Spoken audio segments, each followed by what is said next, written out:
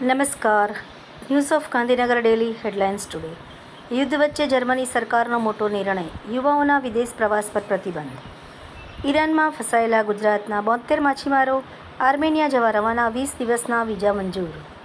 કેરળમાં ચૂંટણી પ્રચાર દરમિયાન શશી થરૂરના કાફલા પર હુમલો, ગનમેન સાથે ઝપાઝપી. અંબાજી પંથકમાં વાદળછાયું વાતાવરણ છવાયું, બપોર બાદ કમોસમી વરસાદી છાંટા.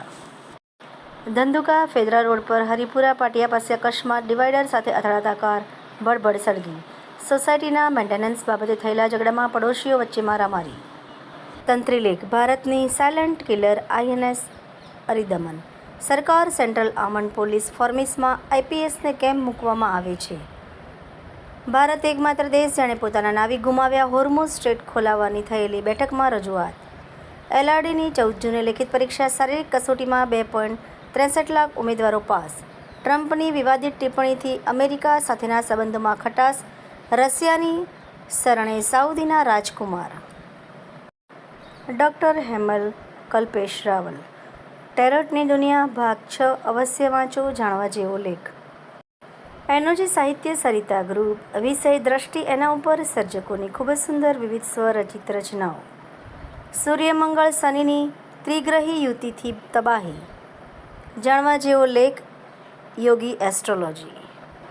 મુખ્યમંત્રી શ્રી ભૂપેન્દ્રભાઈ પટેલની ઉપસ્થિતિમાં ઉમરેઠ વિધાનસભા પેટાચૂંટણીના ભાજપાના ઉમેદવાર શ્રી હર્ષદભાઈ પરમારે ઉમેદવારી પત્રક ભર્યું. અમદાવાદ શહેર કોર્ટ દ્વારા 1 વર્ષની સજા પરનો અને 2 માસથી નાસ્તો ફરતો આરોપીને પકડી કાયદેસરની કાર્યવાહી કરતી LCB ગાંધીનગર. બાયડ તાલુકાના સવેલા ગામે ગરીબ પરિવારના મકાનમાં અચાનક આગ લાગવાની દુઃખદ ઘટના બનતા વિસ્તારમાં ચિંતાનો માહોલ સર્જાયો. યુદ્ધ જેવી પરિસ્થિતિમાં યુવાનોએ લીધો વિજયનો સંકલ્પ. હનુમાન જયંતિ નિમિત્તે સામૂહિક ગદા પૂજન. વિકસિત જાતિ કલ્યાણ ખાતાના વર્ગ 3 કર્મચારીઓના મંડળના બિનહરીફ હોદ્દેદારોની મિટિંગ ગાંધીનગરમાં યોજાઈ. ન્યૂઝ ઓફ ગાંધીનગર દૈનિક જનફરિયાદ ન્યૂઝ ગાંધીનગર. મીનાક્ષી રાવલ.